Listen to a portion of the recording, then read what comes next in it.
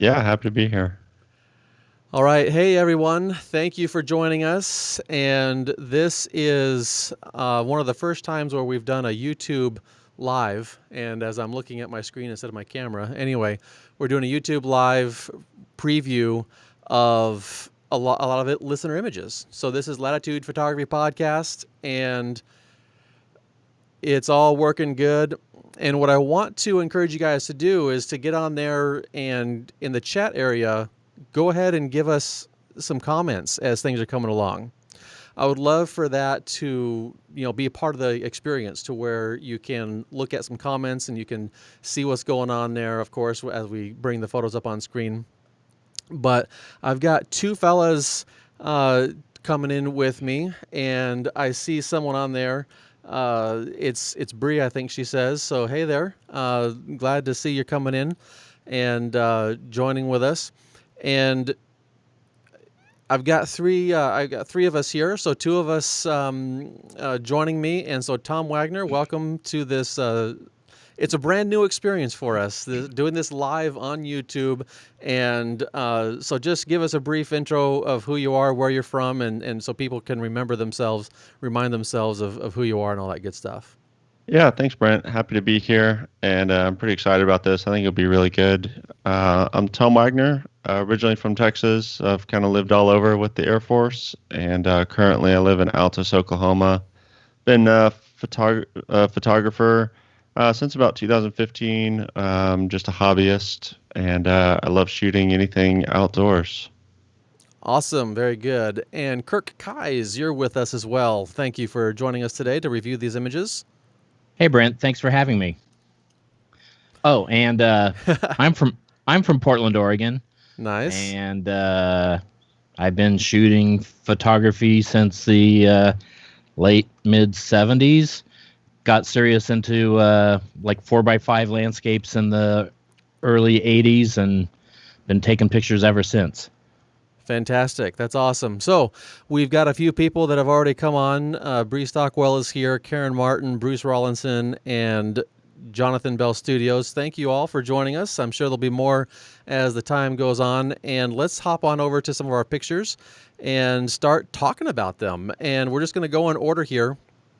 A couple of these were emailed in, so we just see the pictures with their name down along the bottom, and then we're going to get to some others that were submitted to the Facebook group, and so we'll just see some screen captures that we have from that. But Chris Dolman, he was able to get out and shoot the Neowise Comet. And Kirk, you've got quite a bit of experience getting into the astrophotography type stuffs. Why don't you take it away? Actually, both of you do, so that's awesome. But why don't you take it away and just give us your initial thoughts, your initial feedback and thoughts on this image? Well, I like it. It's kind of minimalistic. It's just a dark foreground with the outline of a tree and the comet offset from the tree, and then maybe a satellite passing in the background. Not really sure. Yeah, there's a little streak there. It looks like it might be a satellite or a tiny little asteroid or something like that going along. But yeah, those little happy accidents, as long as they're not like the Starlink satellites that are ruining some shots, I think we're going to be okay, and they're all right to we can handle them sometimes. Tom, how about yourself? Yeah, I really like the composition. It's very simple. The silhouetted foreground. I really like the cow there. Yeah. And it looks like there might be a faint, another satellite kind of in the top portion. It's very faint, kind of between the two trails of the comet. But yeah, I like this composition. I can't decide if I like leaving those little satellite trails in. Myself, I would probably remove them. Just because I feel like it kind of distracts a little bit from the main subject. But I really like kind of almost like a triangle that's formed with the tree on the left, the cow on the right, and then the comet there in the middle. It's very simple, and it really works on this image. Yeah, and I think really what does it for me, I'm going to switch it just so you guys know. You probably can't see exactly what I'm doing, but if you have the feed live, then you can see that you guys are not on screen now. But then when I switch us back, for when we're talking like this, anyway, I just wanted to make sure you guys know when you're on screen and when you're not. But anywho, what really does it for me on this image, quite frankly, is that cow. It's just something that is not expected. And somehow that cow, I don't know if it's sleeping standing up or if it was there for a good long time. And it was kind of nice to see how that little tidbit of information just really makes it. And Bruce comments, he's saying he likes the cow along the horizon, wondering what the shutter speed was. Now, that is some information. I suppose I could take a few seconds here and try and reference that super quick. I certainly like that question. And I think that is something that I can do. I just have to find that folder. And so it's going to take me a few seconds to find that folder because I was not prepared for that right away. But give me half a second and I will find out what the shutter speed was, if it was still there. Now, since this is one that was emailed in, I can probably actually get to it. Whereas the other ones that were on the Facebook, I'm definitely not going to be able to get to the metadata on those items. And so I found the folder and we're going to analyze it super quick and we'll see what we have. Nope, we don't have any metadata on that one. And this, so all of my don't have metadata, so I'm not going to be able to know what the details are. All right. Looks like my wife is on. Also, Christine Bell is on, so thank you for joining us. And Ron Mead on this image of, it looks like I would say it's sunset. I guess it could be sunrise, but those really extra warm hues just really speak sunset to me. And I think I'll take the lead on this image, and then you guys can fill in as well with your thoughts there. And that is, there's a lot of interesting things going on, and then there's a few things that give me a little bit of pause on this image. The fact that we had, like the other image, we've got some silhouettes and things like that. That's really nice. That's really cool. For me, the items that are in sharp focus are these cacti and some of these foreground elements. And then these other elements that are on the side, they're a little bit softer in focus, so they feel a lot closer, like they're just a lot closer to the camera. And so we have this depth of field thing that's happening. And then, of course, those clouds are in beautiful focus. So I get the sense of a certain idea of a sense of place, a sense of position where you're kind of crouched down a little bit, it feels like, and the like. But to have all those things in focus probably would be a little bit more distracting even so anyway. So it's just something that I'm looking at it and I'm just like, I'm not sure exactly right away how to really react to this image just yet. I think this image, I need a few more minutes to think about it. What do you think, Tom? Yeah, I like the colors of the sky. It's like you said, I think of a sunset here. I guess it could potentially be a sunrise, but the colors are really nice. I like the cacti being in focus. Really makes them the clear subject of the image. What kind of confuses me is how some of the brush is in focus and some of it is out of focus. I think that some of it being in focus, it kind of takes away a little bit from the cactus. Okay, yeah. And I also noticed, especially on the two cacti that are on the right-hand side, looks like some halos around them. That is kind of distracting as well. Okay, yeah, and I don't know any history behind this image as to how it was put together. Sometimes the halos can be just maybe it's an over-sharpening, or maybe there's some kind of exposure trickery going on in post-production. There's a lot of things that can go into that. Kirk, any thoughts there? Well, one thing I noticed is the YouTube version and the Google Docs version that you sent to me. Yeah. The Google Docs has way nicer color. It's got more of a reddish tint along the horizon, right, and it goes up into orange. And looking at the YouTube, it's just kind of a solid orange. It's almost a monochrome looking picture. So I think the original looks better than what YouTube is showing us. Okay, so somehow it's getting compressed a little bit with that. Yeah, I would guess so. Okay. Just guessing with the softer, more out of focus shrubs on the left and right, I kind of wonder if maybe moving forward a little bit, could have brought the camera between those shrubs, and Yeah. then you just would have had a nice horizon of the three saguaros and then the lower brush on the foreground. You'd end up with a similar shot to the last one, where it's just more of a outline with the sky behind it. But I think I would have tried to eliminate the just the distraction of the closer brush when Sure. I'd taken that picture, if I were to take that picture. And looks like Ron has joined us, and he's just saying possible a little bit over sharpening on that little halo idea. So yeah, that's quite possibly it. And it could even be something with an output sharpening. And it's also even possible where, when I sized it to make it fit into the screen viewing, there's something that can always happen there too. So there's lots of things that are going on. We've all three of us have talked about this idea of the brush, and that's where, I'm going to kind of come back to it a little bit and say, where my initial thoughts were, I'm just not sure what I want to do to interpret that and how it affects me with what I'm looking at. And it's just something that my eye is looking for a little more simplicity here, but I'm aching to find ways to accept the chaos. So it all depends on the purpose of what you're going for. And if your intent is to give the viewer a little bit of that, like I kind of said, crouched down, kind of in the weeds, kind of a feel. I think we have a little bit of that where we're hidden behind something, and that kind of I think works that way. Karen Martin says it looks like home to her. So certainly, yeah, if you're from the Arizona Southwest region, there's certainly going to be some beautiful things going on with recognizing and the like. All right, all of the rest of these, we have a total of 21 to be looking at tonight. And all of the rest of these were submitted via either the Latitude Photography Facebook group or the Master Photography Podcast Facebook group.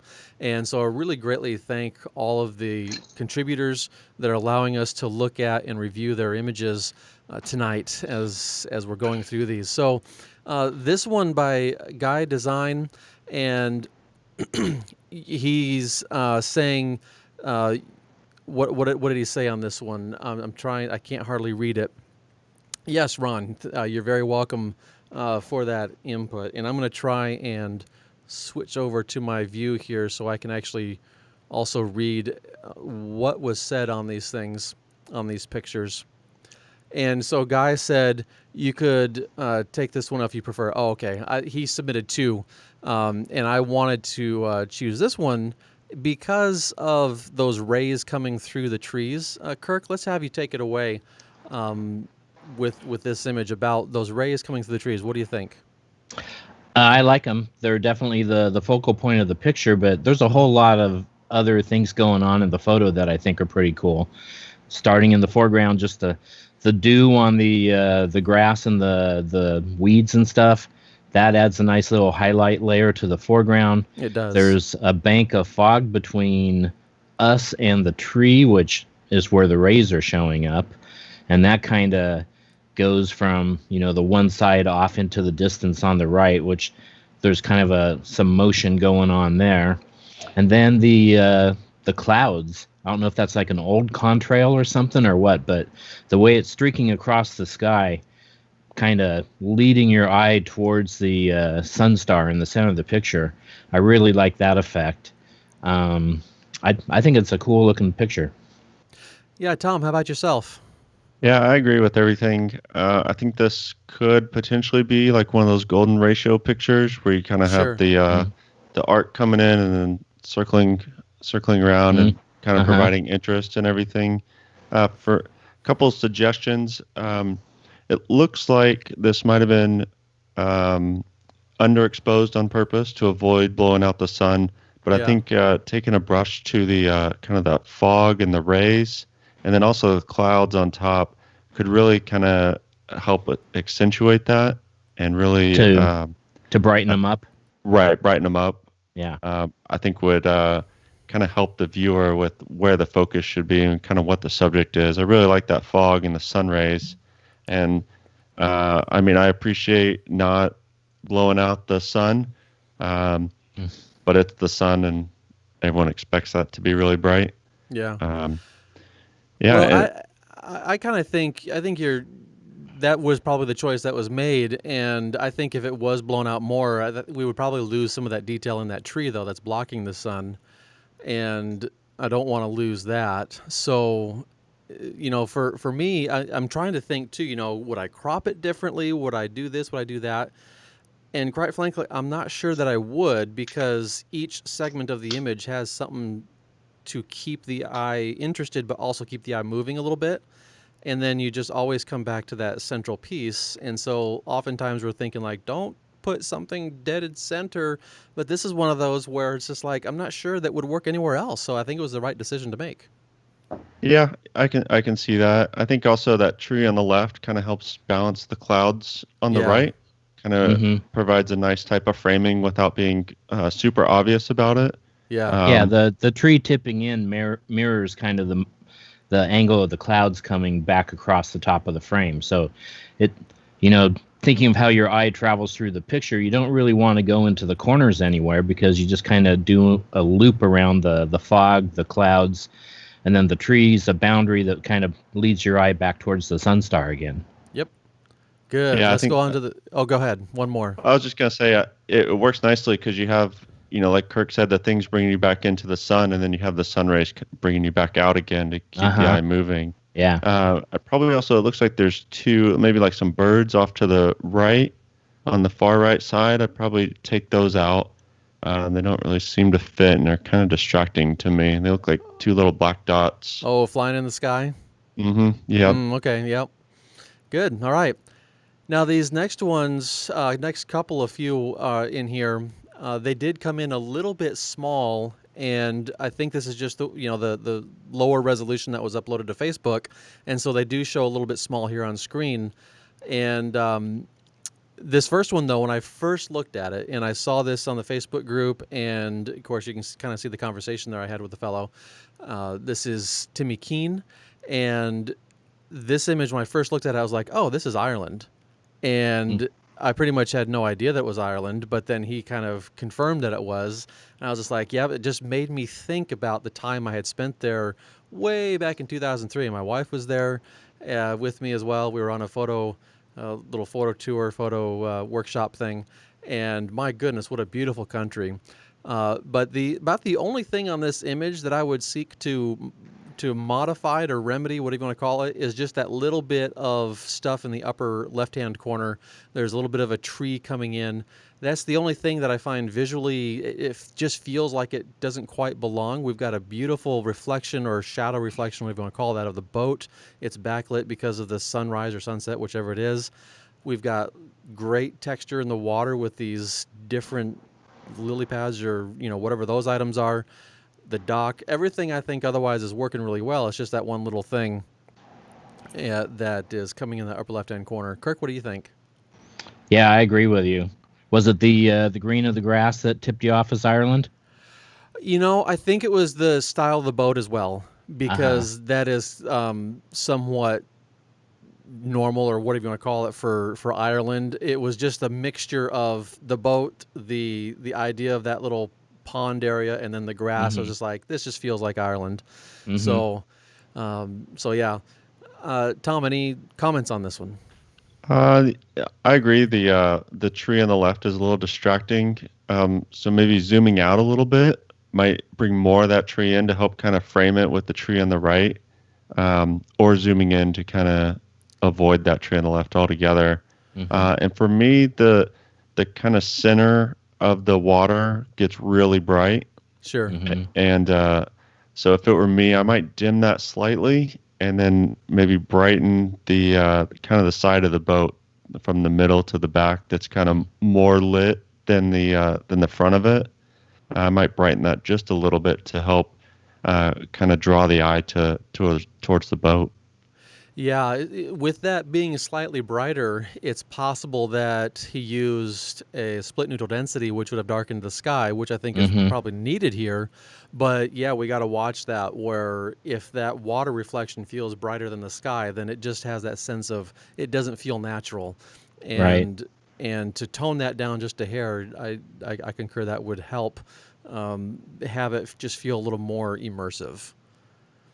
All right, this next one is a fairly interesting one in that everything is really centered, and we have a highly textured rock, and it's called Bass Rock, Scotland. It was photographed on a Fujifilm X-T2, and we have Jan Aston Schumer is the photographer here. So thank you, Jan, for submitting this. And with everything just so mirrored, I don't know. This is kind of one of those things where we really want, my eye is really wanting something super interesting right there in the center. And we do have this castle thing, this lighthouse castle, whatever that is. It looks like a lighthouse on one end anyway. And I don't know. For me, I'm wanting to somehow emphasize that a little more. I don't know. What do you guys think? Tom, let's have you take it away. Yeah, I kind of thought the same thing because the colors of the lighthouse being white and black kind of match the colors of the rock. For me, it was a little difficult. My eye wasn't immediately drawn to that lighthouse, and I'm not really sure how to emphasize that more other than kind of darkening the rock in the background slightly and maybe bringing up the white on the lighthouse. And I think that might help to draw the eye to it. Yeah, and it's hard to work too with, because sometimes I'll think about selectively sharpening and selectively blurring something to help draw the eye one way or the other. And it's just something where you don't want to necessarily do that on the rock because we have certain expectations of what the rock should look like. So overall, the fact that it's centrally composed, we have the clouds where they're at, that's not really my complaint. It's just I am still looking for somehow, how do we draw that out a little more? And I'm just not sure. Maybe it's tilting the camera down so we have more of the reflection in it. And then our eyes are led up to it. That's possible that it might work that way. Kirk, what do you think? Yeah, I think those are good ideas. And I'm looking at Google Earth right now, and that's apparently Bass Rock Castle, which is like east of Edinburgh, out in the sea there. And yeah, it kind of looks more like a lighthouse than a castle. So yeah. I don't know if maybe there was something to make it look more castle-y. I don't know. It's hard to say. But I like the just all the rectangles in the picture. The Sure. water's a rectangle, the rock's like a rectangle, the sky is kind of the negative of the rectangle out of the rectangle of the sky. Yeah. And then the building itself is kind of like two rectangles, just one skinny one horizontal and a vertical one. Yeah. So I kind of like the repeating forms in the picture, which it kind of, gives it a little uniqueness from just a rock out in the ocean kind of picture. Absolutely. Cool. Yeah, and Bruce suggests converting to black and white, and that was actually something I had in the back of my mind. I think if we were to tilt the camera down to get more water, convert it to black and white, I think it might work really well. To get the entire reflection of the rock? Right, to get more of that reflection. And then I think if we were to convert to black and white, those clouds and sky, I suppose if you were to take the blues and brighten them up just so they're not super contrasty, I think that might draw the eye away. Right now, blue sky with puffy white clouds, we're used to seeing that, and that's fine. But if we had a lot of contrast up there, darks and lights, it might draw the eye away from the rock.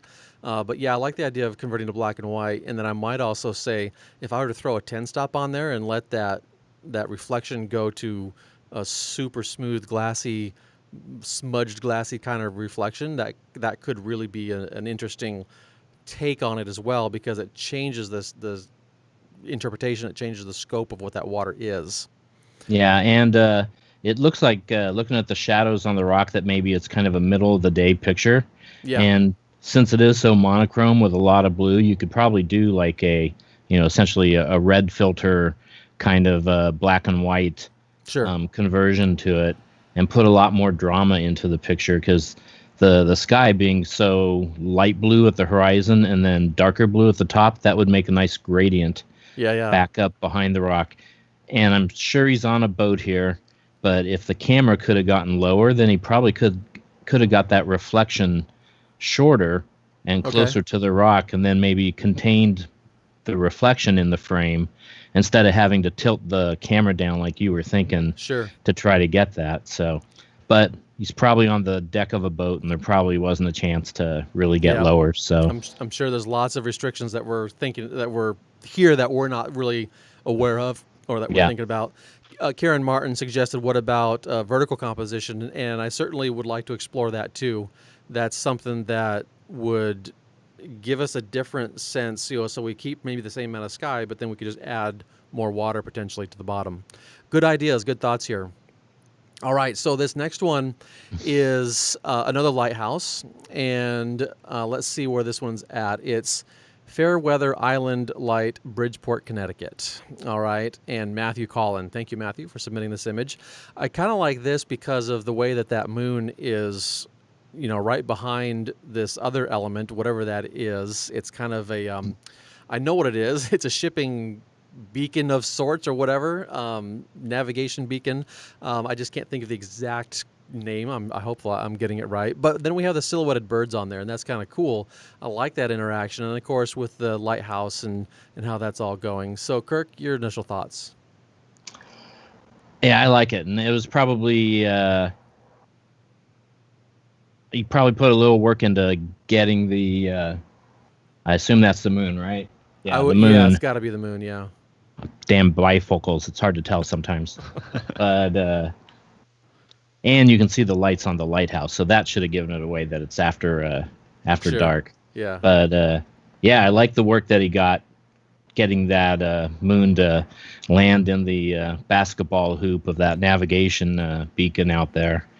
And it's really hard to get a balance between the brightness of the moon and the enough darkness to get the lighthouse lights to show up and still be able to see the foreground. It's like, there's probably only a couple of times every few years that you probably end up getting this situation. So I think it's really neat in that effect. I like how the navigation beacon island is just offset from the edge of the frame. Yeah. The island that the lighthouse is on is kind of equidistant from the horizon as what we've got on the bottom of the frame. Yeah. I don't know if maybe there's a little more room you could get those to be more balanced, but it's pretty close. And it's kind of a blank sky, but I don't really mind. I mean, there's enough going on in the top half of the frame with the moon and the lighthouse that I think it works really well. Yeah. Cool.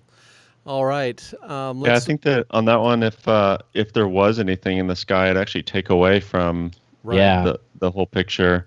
And I really like the kind of how you definitely have layers in this, right? You have layers with the depth. You can tell that the small little island on the right is much closer than the lighthouse in the back, and then you also have balance with the colorful moon on the right, and it contrasts nicely with the kind of monochrome of the lighthouse, and then, like you said, Kirk, the brightness of the lighthouse kind of complements the brightness of the moon well. Mm-hmm.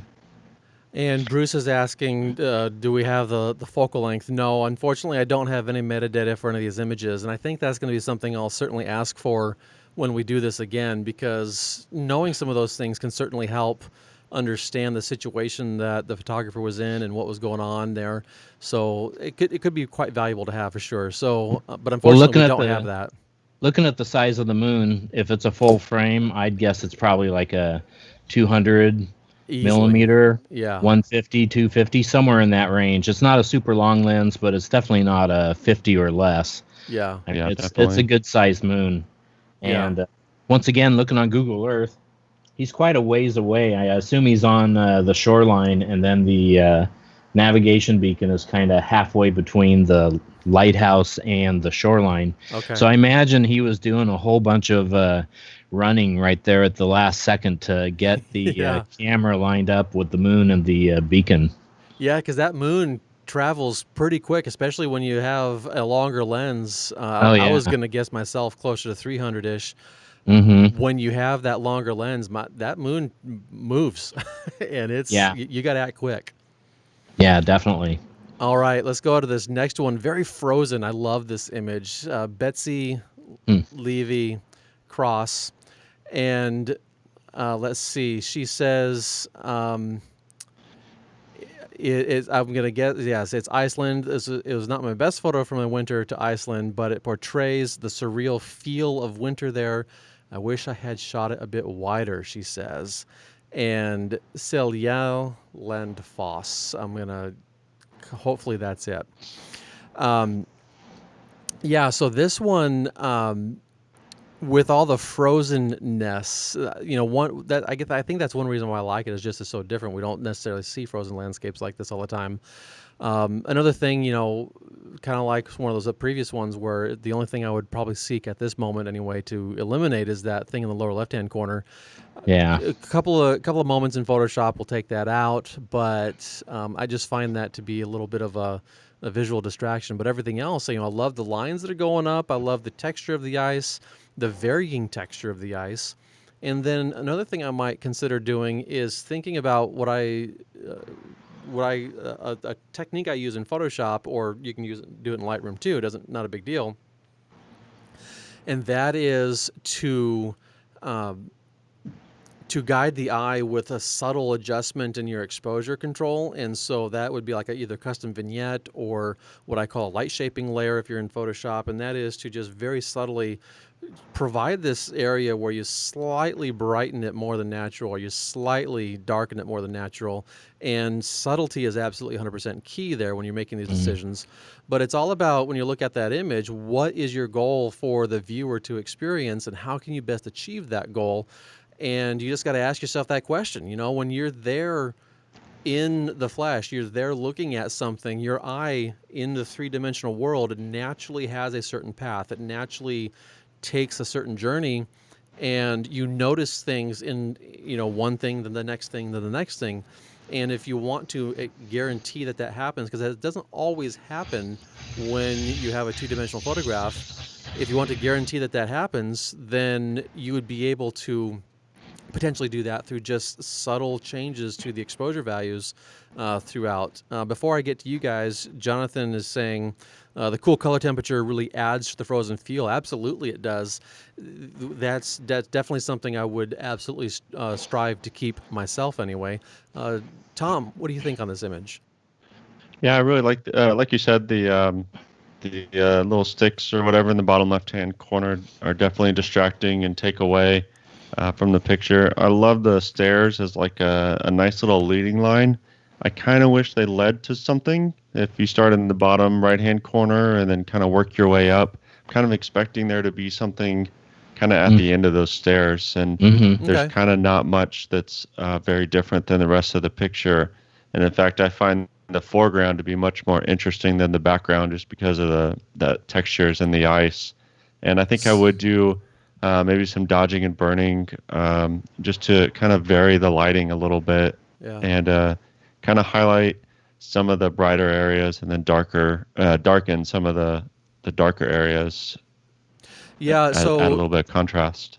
So she was saying she would have probably liked to have made it go a little wider. It sounds like maybe what would you think about cropping the top off so you don't see where it goes, and that's left to the imagination?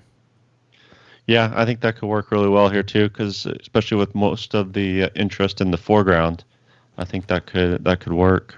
Yeah. All right. So I'm gonna try and this always happens when I review images and such. I'm gonna try and pick up the pace just a little bit in hopes that we can get all of these reviewed. We're on number 8 of 21. And can I make a quick comment here? Yeah. Instead of photoshopping out the branches or whatever. Being an old timer, I'd recommend zooming either with your feet or with a lens and actually getting in a little bit closer so that the lower left with the branches and just the uniform ice was gone.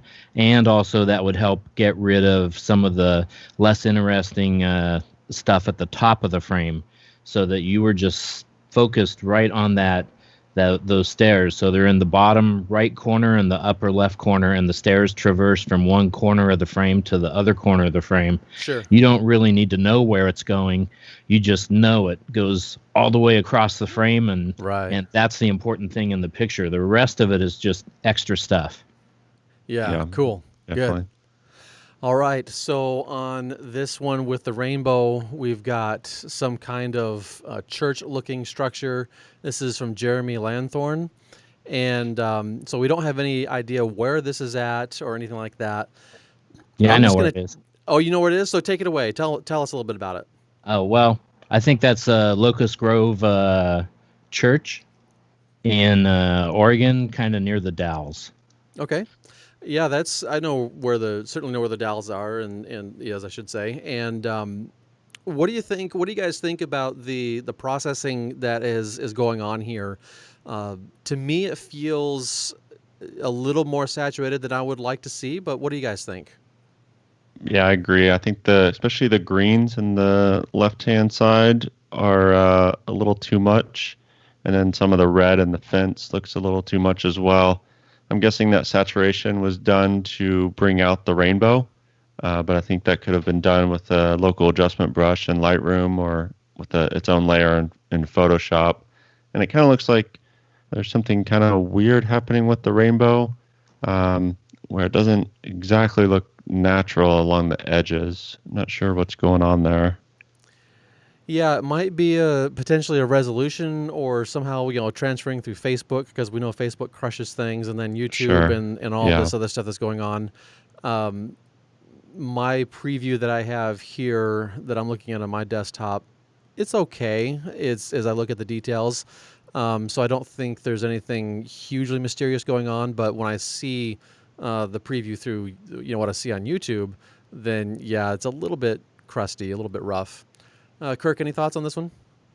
Well, I like the texture in the sky. It looks awesome. The green grass, like you said, that kind of leaps out a bit. But I like the picture a lot. Yeah, there's lots of strength in that sky. I love how the steeple is pointing up into that sky and kind of almost poking a hole in the sky. We see a little bit of blue coming right through there. I think there's lots of good things there. The textures coming through on the ground, the empty limbs on the tree, all the trees, I should say. There's so many points of interest that I think are super strong here and that are working really well. And I would just subtle recommendation of just toning that saturation down just a hair, and I think it's going to just smooth on in. It's going to be, it's going to be pretty amazing, I think. Yeah, and since I gave away the location, it is posted no trespassing. So if anyone goes there, you can shoot it from the highway, just like the person did here. This Excellent. is from like across the highway. And I've also been told that the county sheriff lives just down the street from here, so definitely don't trespass there. Oh my, good advice. All right, here we have another Neowise shot. Thrilled to see these comet shots in here, and we're going to have a Latitude Photography Podcast episode where we just talk about our collective experiences of shooting Neowise, but certainly that's not what we're doing tonight. We're looking at doing what these folks have submitted here. And so we've got this bridge submitted by Kieran Metcalf, Neowise over the Peak District, UK. And that's gorgeous. This is, I mean, everything about this just about is really coming together for me. And as I deconstruct it to try and talk about what we're talking about, okay, the bridge is symmetrically captured. The alignment of the bridge, arches perfectly cut off in the middle of each arch on either side, so it feels super well balanced. The ethereal nature of the environment, we have the feeling of that comet and what it's doing, a little bit of natural vignetting going on, we have some stars coming through, and the reflection. I mean, it just seems like it's all working out. Is there anything we can pick apart on this image? Maybe that's the wrong way to look at it. Tom, what do you think? Yeah, like you said, I like the reflection. It's clearly a reflection. It's not, and it's kind of blurry, like you would expect a reflection to be. It's not one of those crystal clear reflections that could almost be fake. Yeah. I really like the stars in the sky. How it's there's stars coming through, but they're not overwhelming, and so Right. it doesn't take away from the comet at all. And yeah, I really like it. My only kind of critique is that it does feel a little unbalanced with most everything happening to the right. Okay. I don't know if there's anything that can be done about that, Mhm. just based on the scene. So are you like talking about with the mountains and the way that they're moving towards the right? All the energy lines are moving up towards the Mhm. right, towards the comet. Right, and then you have the Okay. comet on the right-hand side as well. Yeah. Yeah, I can see that. That wasn't something my initial concerns were, and I'm also appreciating the non saturation in the sky. I guess we can say. Well, I know when I'm shooting, doing and processing my astro photos, I'm so tempted. I just want to make that sky that nice deep blue, and here it's a very subtle color, and I'm actually appreciating that. Kirk, what do you think? I like it a lot. The symmetry, just like you said, is what the picture's all about. Um, it looks like it's centered right around the deck of the bridge, which puts the reflection of the bridge. The bridge itself, to me, doesn't look centered in the image. It looks like it's right on the deck as the center of the frame. So the weight of the bridge is all on the bottom half of the frame, which kind of, I don't know, looks a little odd to me. It's like you kind of want it centered on the water under the bridge where the bridge meets its own reflection. But the rest of it, I see Tom's point about the mountain. If the mountain had only been on the other side of the frame, that might have made it look a little nicer. But the symmetry on it, it all looks really good. And it looks like he shot it with the moons up. And I was gonna check and see about the lake districts, and I think it's far enough north that he probably didn't get a true night dark skies up there anyway. Right. So Yeah, and Bruce says simplicity and calmness. Absolutely. With that long exposure, we've got the water just melting away, so we don't have any wave action or anything like that. This is going to be a several second exposure, and while I don't know what the exposure was, if this was a single exposure, which I presume it is, we're looking at least in the neighborhood, I would say, of 10, probably closer to 20 seconds, and that just certainly allows the water to go crazy smooth like that. yeah, and It's also nice that you have the long exposure for the water, but you don't have the long exposure in the giving you the oblong stars. Right. Mm-hmm. Cool. All right, let's go to the next one. We've got another starburst type image. And really quickly, Ron is saying, I like the bridge being lower since the reflection of the mountain is less. Yes, absolutely. Mm-hmm. And that's a good point. All right, this next image, we've got this starburst coming through this tree. Another bit of a slightly smaller in the physical size. Michael Frick and would love some feedback, he says. So here we go with some feedback. We do have some fairly saturated colors, and that starburst is definitely creating a huge point of interest. There's lots of things where you cannot look anywhere else. That is the focal point of the image, and then everything is running towards it. Everything is supporting it. Kirk, I'm curious, what do you think would happen to this image? We have a little bit of fog kind of coming in around that tree. What do you think would happen if we didn't have that fog? I think it'd probably be a less interesting image. I don't think the tree would have stood out near as much. Absolutely, and I completely concur. And then we've also got it's kind of like having a hair light on the tree. Yeah, absolutely. And I'm kind of almost wishing we had even more fog to come in and block some of that blue sky. It might give us some more rays or something. Tom, what do you think? Yeah, I like it. I wonder if the clouds in the upper right-hand corner are a little distracting to me. I wonder if you had gone a little bit to the left, maybe gotten a little bit more of that lake or pond that's behind it, that might have provided some good interest. So rather than the tree being on the right side of the photo, have the tree be on the left side with that pond there to kind of help balance it out on the right-hand side. Yeah, and there might be something completely hideous there that you don't want to shoot, and we don't know. That's true. So, that's true. The recommendations we're making, they could be like, no. These are in a perfect world where I'm just imagining it's beautiful to the right, and maybe it's not. Well, I like to see a green on the rest of the foreground. it just kind of simplifies everything, and maybe having a lake with more stuff there would distract more from the rest of the picture. Yeah, that's completely. true.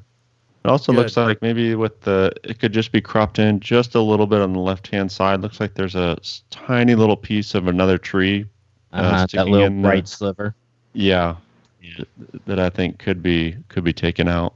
Yeah, I always try to scan the edges of my pictures and just crop out stuff like that. You got to do some border patrol, you bet. All right, this next image is from Nelson Tapias, and it's looks like a sunset. I reckon it could be sunrise, I suppose. And I'm going to let one of you guys start off. Tom, what do you think here? I love it. It's the colors are really good in this. They're not oversaturated, but I mean they're definitely there. I think a little bit more contrast in the top of the sky could have helped to kind of separate the kind of pinkish colors from the blue and kind of accentuated those the sun rays. And then maybe just a little bit of dodging and burning in the foreground to kind of add some interest there on some of those rocks. Okay. Kirk, what do you think? Yeah, I was going to say add the contrast in the foreground to make the rocks a little more distinct, because I really like the subtleness in the sky, the way it just transitions from one shade to the next, and bumping the contrast up there might make it a little crunchy looking, and so I'd want to try both ways just to see. We do have, some rays are almost trying to come out, and so if you're looking to enhance those, I can understand where Tom is coming from and looking to enhance those. When he first started talking, I thought we were going to completely disagree, which is wonderful. I think is, I want to welcome, the idea of a virtual arm wrestle over whether or not it's working for us. That's totally fine. But then you guys both went and started saying something about, bringing more emphasis, something a little more into those rocks. And that's totally what I'm desiring myself. You were going to say something, Kirk? I was just going to make a quick comment that 10 eyes are better than 2. No, sure. Yeah, definitely. Since we both wear glasses and Tom doesn't. Right. But, with this one, when I first look at it, my initial thought is I'm not exactly sure where my eye is going. And I just want something a little more directional, a little more of a visual cue that says, Brent, look over here, and give it a little bit of hierarchy, give it a little bit of that notion of what is important in this image as it relates to the order of what we're to look at. I get the idea of the serene qualities and all these other good things are important, but I think we could have some other items that helps draw us through. And Mike Regas, he's commenting, he agrees with Tom. Nice image, looks a little bit flat, dodge and burn, and it would bring it to life. Absolutely. Yeah, and I think I'd be tempted to crop out the tree on the right. If you just hold your hand over it and just block it, I mean, it doesn't really add anything to the picture because it's the rocks in the foreground and the sun ray and the color of the sky in the background, with the lake adding some extra contrast in the middle. And the tree, I get it, it extends, it breaks the plane, but I don't think it does it in a way that adds to the picture here. Sure. Yep. All right, this next one by Dan Apol, or Apol. This is Lower Lewis Falls, or Lower Lewis River Falls, if you want to throw in the word river in there. Yeah, that's from my neighborhood as well. Yeah, I've been there a couple of times, and this is a fairly large falls. It's possible to get this scope and the feel of the falls, but this is huge. And we're looking at, what would you say, Kirk, is the size of these falls? Is it in the neighborhood of probably at least 20 feet in total from top to bottom? That's my guess, because I think the last time I was there, I was like 5 years old. So oh dear, okay, that was a while ago. But it is a very big falls, not super high, but it's just linear long. Yeah, it's also very long, and you can walk amongst all the different things. But let's try and keep on. I guess I should try and keep on task since we've been here for about an hour already, and we still have about 9 or 8 images left to go. So the thing I really enjoy about this image is these motion elements in the foreground, these motion elements of the giving evidence of the flowing water. We see through the water. We see the rocks that he is standing on, but we still have a little bit of evidence of the water flowing over this area, and that's to me what really makes it. I mean, the falls are beautiful. Everything else is wonderful, but I've also seen a lot of images of these falls, and I've made a few myself. And so to have that little evidence there, that does put a little extra sprinkle of goodness in the image, and that's what helps for me elevate it to a really beautiful image. What else might you have there, Kirk? Those the streaks in the foreground, those also are like the focal point for me as well. Yeah. I think I'd try to lighten them so they stand out a little more, Okay, and sure. maybe when I was taking the picture, move a little to the left so that they kind of streak more all the way around you instead of just being more on the left half of the picture. Okay, cool. Tom, any thoughts? Yeah, for me, like you guys said, those leading lines in the foreground really help bring the eye into the falls. The potentially the left-hand side of the picture, I might darken that part just a little bit, kind of almost forming like a vignette on the falls, so it kind of keeps your eye in the middle of the picture rather than at the edges, to keep the eye from going out of the frame.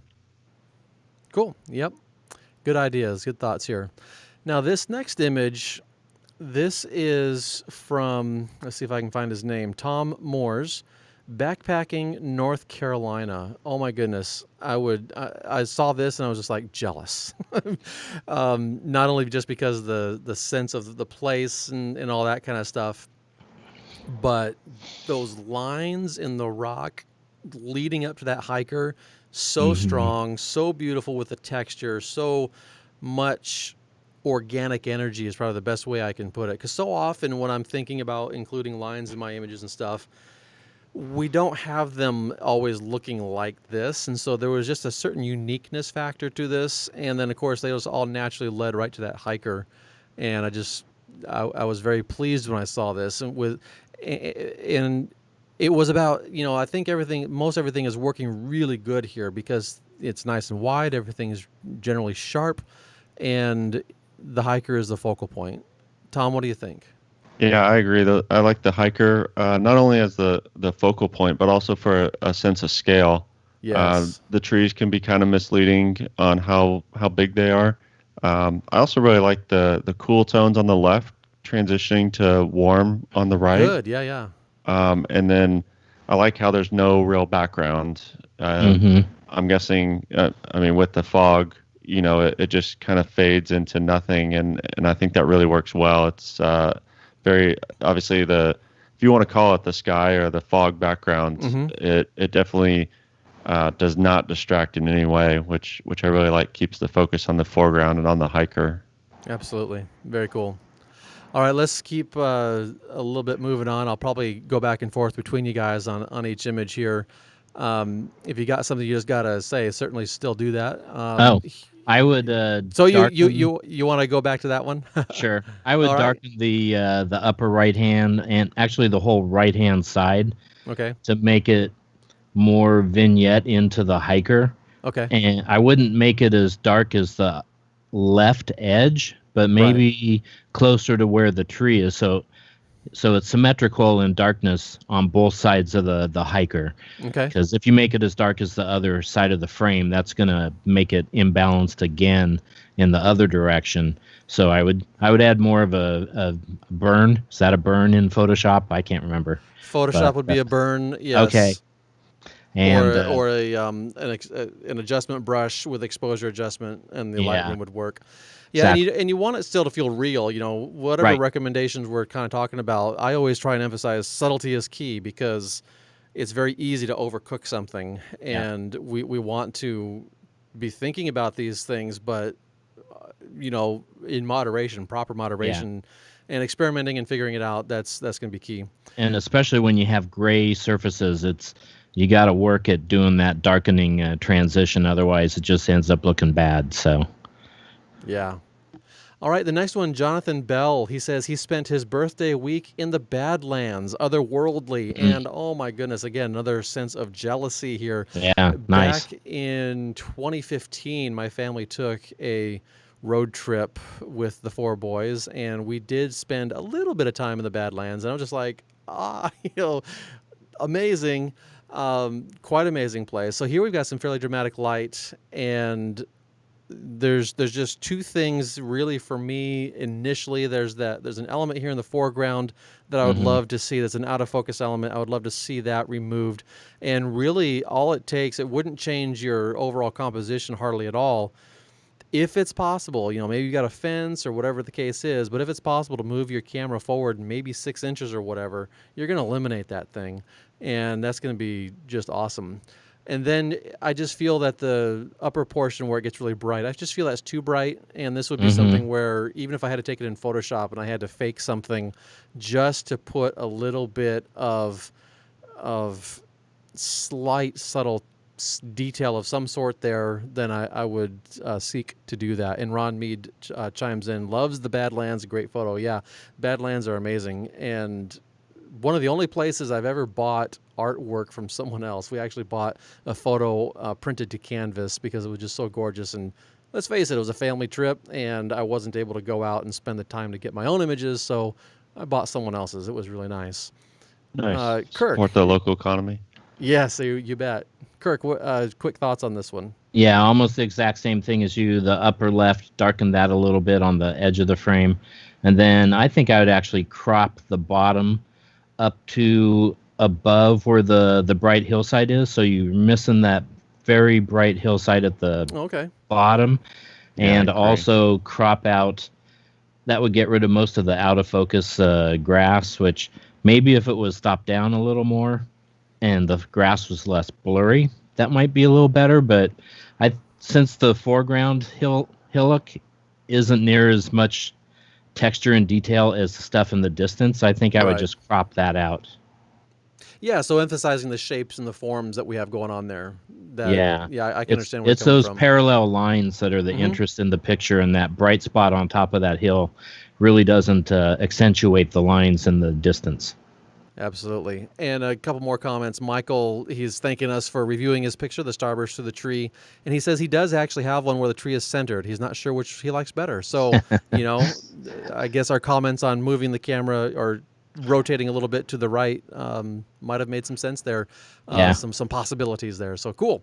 Tom, quickly on this one, what do you think?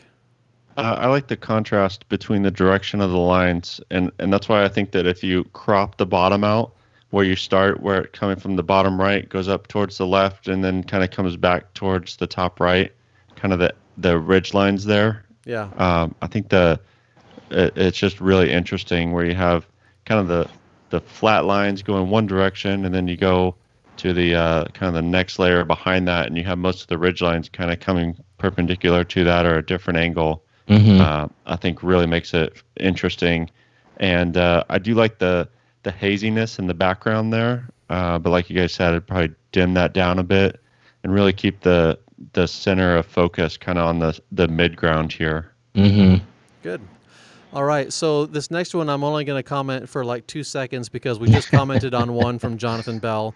It is a beautiful image, and I love the silhouette, love the tonalities, love the framing, lots of good things working on this image. And but since we're kind of running up against our hour, I like to try and keep these things to roughly an hour. We're going to go over that, and as long as you guys are cool with being able to go a little over an hour, I'm going to be fine with it. But I just want to respect everyone's time as well. Yeah. Well, this one's an easy one. It's like I wouldn't change anything. Yeah. So John Sharp is the photographer here. He's an active listener in our Facebook groups, and actually I interviewed him about traveling up to Alaska probably a month and a half ago. Yeah. Anyway, this one comes from Acadia National Park, and so you say you wouldn't change anything on this one, Kirk. Oh, on the goats and the sunset one. Oh, the goats and sunset. Okay. Sorry. What about this Acadia National Park where we've got the lighthouse and we've got the water crashing on the rocks? Yeah, I like it. maybe a little more contrast in the darker rocks, just so that the edges stick out a little more. Okay. But um, yeah, I don't know.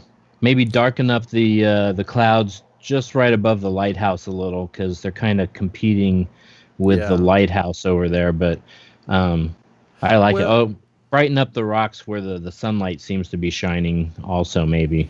sure. No, I like your idea, especially on the clouds, because the eye, for me, it starts in that water, and you go on up, and you flow into the sky area, the rocks area, and you end at the lighthouse. Mm-hmm. And I would rather something bounce me back down. And by Right. darkening those clouds, the eye is bounced back down a little bit, and you're able to contain that viewer.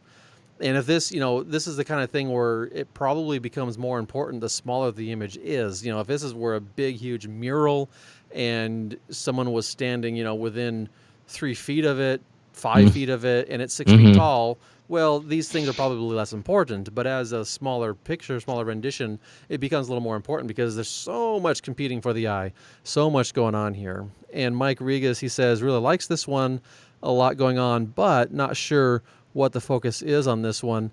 And to me, I think the focus is on that relationship between the water, the coastline, the water, and then just showing us that little bit of that lighthouse. Maybe emphasizing one or two or one of those things, maybe two of those things a little more. That's going to be done by some of the recommendations we're having about bringing in some more detail in the rocks or darkening the clouds, whatever. And then Jonathan, he's saying, thanks for the feedback. Absolutely, you're very welcome. Quickly there, Tom, on this one, what do you think? Yeah, I tend to agree. With the kind of confused on what the subject is. The water seems to be unnaturally bright compared to the lighting in the sky and kind of the Mm-hmm. rest of the scene. And so for me, I would probably dim down the water a bit and probably brighten the lighthouse a bit, just kind of bring that out a bit. And I think Okay, also by darkening the sky behind it would help to bring out the lighthouse as well. cool. All right. And this next one is a beach scene as well. And it is by Con No, Ngo is the last name. And let's see, California Coast. And I probably should have said something in the beginning about pronunciation of names. Please forgive me and us if that's. I could totally be getting some of these wrong. And boy, howdy, I'm certainly sorry. With my name, lots of people get it wrong very frequently. But that's all right. It's not to me. I don't know. I don't have a problem with it, but I do strive to get names right for sure because that's important for people. On this one with the sunset at the beach and the sun is kind of sort of in the center. I guess that's the only thing I kind of wish, since we're so close to center. I almost wish that we're absolutely in center. Everything else, I kind of feel, the texture on the sand beforehand. If it weren't for that flock of birds flying, it probably wouldn't be anywhere near as interesting for me either. Tom, what do you think? Mm-hmm. I agree. I generally don't like birds in my photos. They tend to get in the way. But I think here it provides that interest in the sky that isn't there from the clouds that Yeah. you would want to see during a sunset or I assume this is sunset. Really like the foreground. The sand provides a lot of interest. I think the lighting is kind of good there to show some detail. And then really like the kind of the colors of the sun and then fading up to the blue of the sky. I think the colors really work well together. Cool. Yeah. Yeah. And Karen says lots of nice leading lines. Absolutely. And Tom, I need to get you out to the Oregon coast and shoot some of them pelicans out there. We got some really cool things that can happen with the pelicans. But anyway, Nice. let's move on to this next one. It's kind of like an old rundown gas station. Looks like it's shot very much midday. Jules Dupree, and let's see, Utah on the way from Arches to Capitol Reef. Oh my goodness, this would be an amazing thing.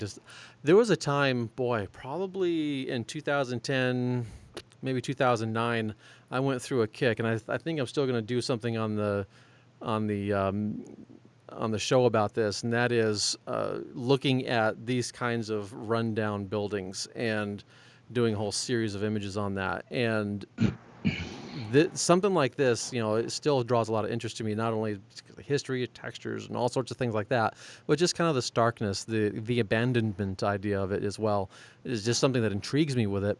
What do you guys think about this? This image is very, almost a very high key image. It's very bright. It's very sharp. Things are very, just brightly lit, harshly lit. Does that add to the subject? What do you think? Kind of makes you feel like you're in the desert in the middle of the day, which is kind of what the picture looks like. This kind of subject to me kind of calls out for a light painting night photography shot, and if anyone wants to see examples of this, look up Ken Lee, Lee. He's a LA based photographer, and he goes out in the Mojave Desert and takes pictures of abandoned crashed airplanes and abandoned buildings, and he lights the stuff up with a little flashlight that has the ability to make pretty much any color you want, and he just does awesome stuff with subjects like this. Very cool. I think maybe too much gravel in the foreground, that really isn't really doing much for me, and the right hand side as well, just that blank side of the building. If you crop in on the foreground, you can crop in a little on the right, and really all the action is that car and the eave of the building and the windows in the front. So I'd focus on those instead of the rest of that. Absolutely. Good. Yeah, and from some of the viewers here, Mike is saying, shoot this one at golden hour and it would be epic. I think he's probably onto something there. Bruce suggests black and white on this one, and I think I agree completely on this idea too. There was a kind of somewhat similar subject I shot here in town in Walla Walla where things were looking all right, but my goodness, when I converted it to black and white, it just was amazing. And so these older items where texture, especially shapes, forms, where that's what makes it important, we can remove the distraction. In this case, the color might be distracting us, and so we can remove that distraction, and then we can focus on what is important. You said, Kirk, that maybe the gravel was a little too much. Well, maybe if we convert it to black and white, maybe we would have a different impression of that, because it takes on a different meaning. So anywho, Tom, any quick thoughts for you? I think I agree with everything. I think I'm guessing there might be something off to the right. That's kind of why it's so close to the edge there. But if there's not, maybe zooming out just a fraction, or even zooming in and maybe moving the camera a little bit to the left so that you cut off the right side of the building. Like Kirk said, those it looks like those two doors and then a window kind of don't really add very much. I think most of the interest is in the front of this building, and I think either a little bit wider or a little bit tighter would really help it out. Cool. All right, we're in the home stretch. We have 3 left, and this one is by David Patton. And so I don't have any info on where this is from, but it looks like potentially something, I don't know, I guess it could be almost anywhere. A barn, surrounded by trees like this, and it looks like potentially some kind of river or creek going by the foreground. We don't see the water, we just see the banks along the creek, that kind of a thing. In this image, we've got some good tonalities going on with the color of the green and with the color in the sky, and a good communication between those two, the warm and the cool colors. So I appreciate that. I do kind of wish, I think, for slightly darker in the sky. Maybe give it a little more oomph in the saturation, but I don't know. What do you guys think about the overall composition? I'm finding the right-hand side also where it looks like we might actually see some water.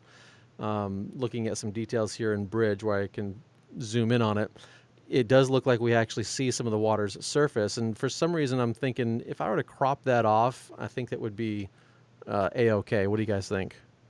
Yeah, it looks like the barn is kind of just to the left of center. Yeah. I was actually thinking maybe cropping in from the left-hand side.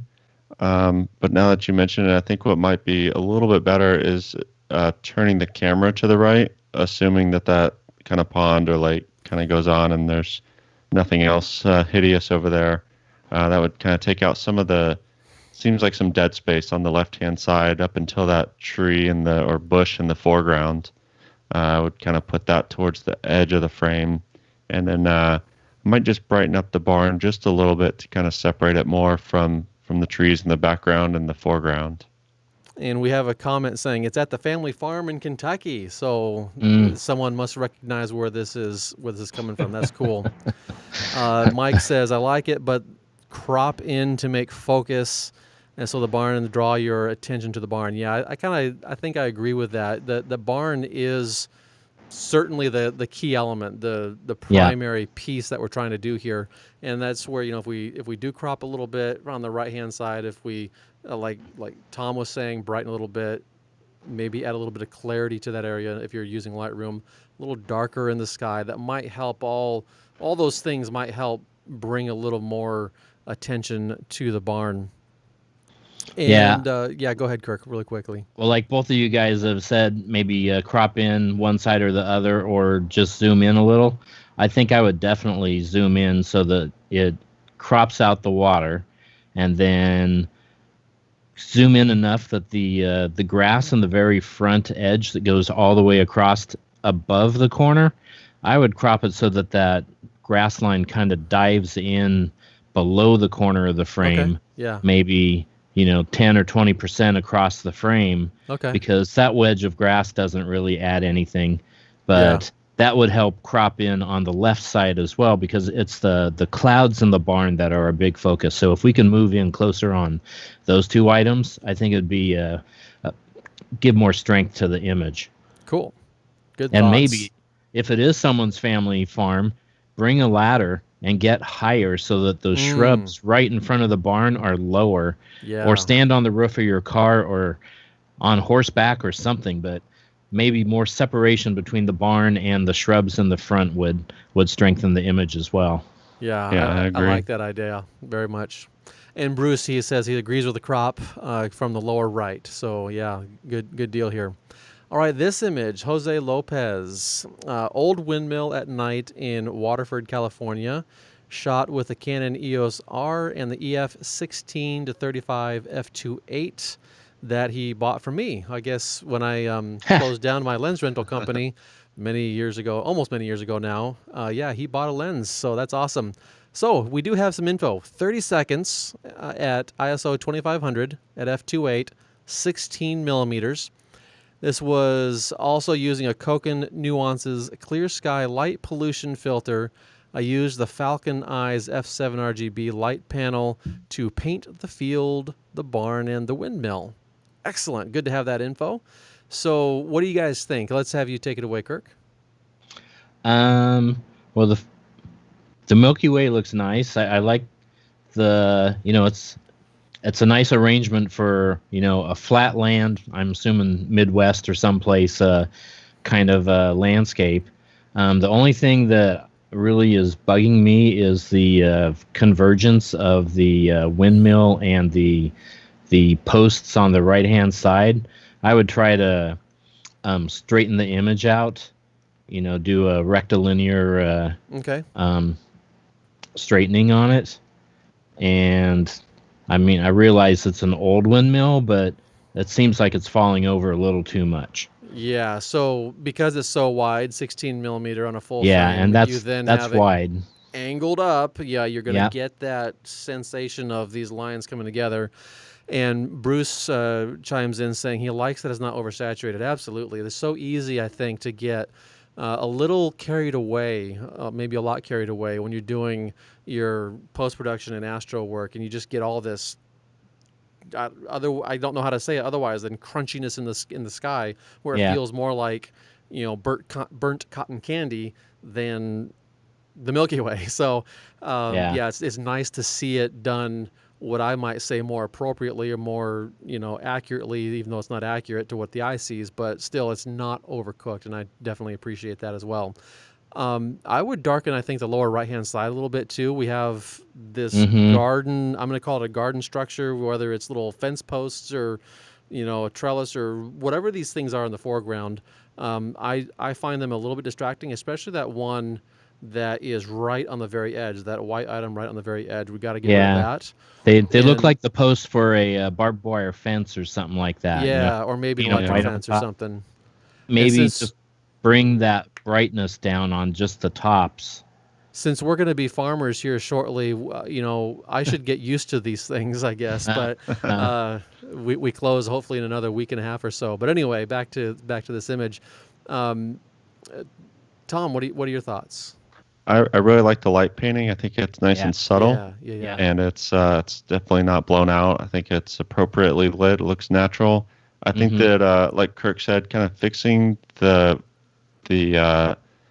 distortion that's in this image would probably take out some of those white fence posts. But I agree that those are very distracting. And then I also find I'm guessing it might be from the sunset, the kind of orange ball of light that's on the horizon on the right-hand side. I would presume that's more of maybe a city. Yeah, Okay. like pollution. I might darken that just a little bit. I kind of find it a little bit distracting and kind of takes away from everything. And then also to combat that, maybe brighten the cloudy parts of the Milky Way just slightly. Not to make it too much, but just to pull those details out a little bit more. Yeah. Cool. Yeah, the light painting is really nice on it. There's a little bright spot underneath the windmill on the edge of the frame. I darkened that just a little bit so it didn't stand out quite so much. But I like how instead of just having the light be in one spot and cast light from one direction, it looks like he walked the light across or something during the exposure, because it's a very soft light, and that looks really nice in the picture. Yep, very good. All right, this last one, we're finally here at the end.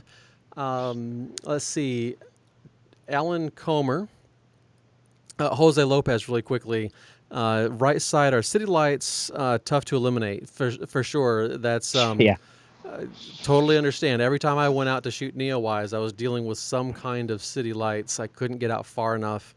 In fact, the last time I went out, I didn't even shoot anything because the moon was starting to come out too.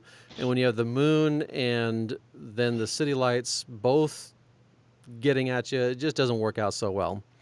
All right, so Alan Comer in his image here shot this one in Oklahoma. I would not expect this one to come from Oklahoma.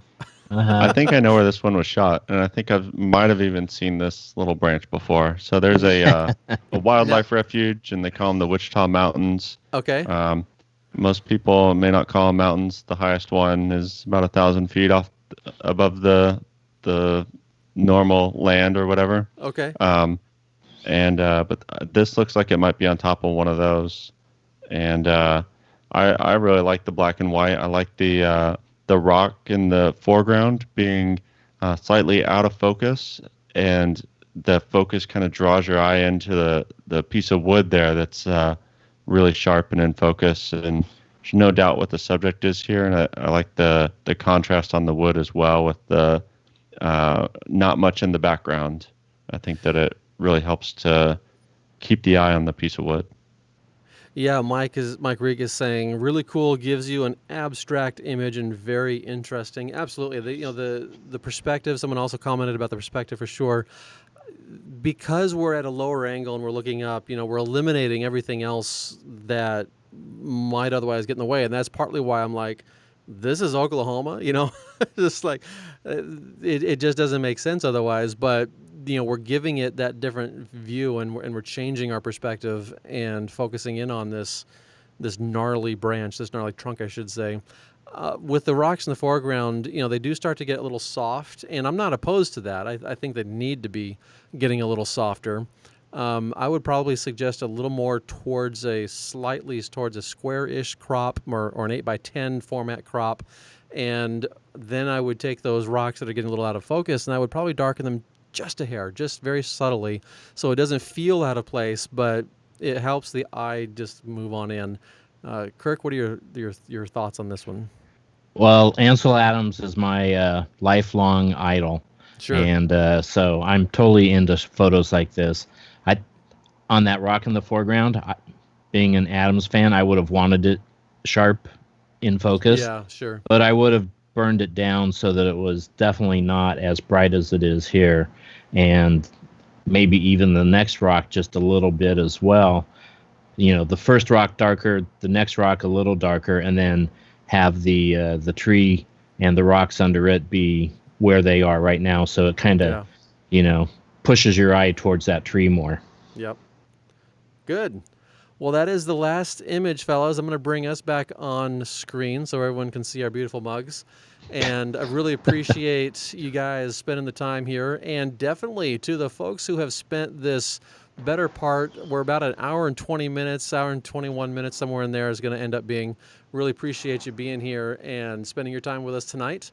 And that's pretty much it for us. I encourage you to look us up on the Latitude Photography Podcast. If you haven't given that a go, take a look in your podcast app and bring it up and see what you can do there. We're certainly going to be doing more of these live sessions here on YouTube. And if you'd like, I want you to consider getting yourself on the email reminder list. So head on over to my website. You can find that there. I'll put it right on the front page. It's not there now. So if you go there like right now, it's not going to be there. But literally when I hang up on this call, I'm going to put a link right there so you guys can get on that email reminder list. And of course, joining the Facebook group of Latitude Photography Podcast will allow you to get those items as well. So thanks again, fellas. Yeah, it's been great. Yeah, thanks, Brent. It's been fun. You bet. And Mike and Ron and Jonathan and Bruce and all the others that have joined us, Karen, Jose, and I'm just trying to slide through here and get some others. Awesome. Thank you for all the comments and for participating with us. We really appreciated it. And we're going to sign off now. So have a great evening, and we'll see you next time. Yeah, later. See ya.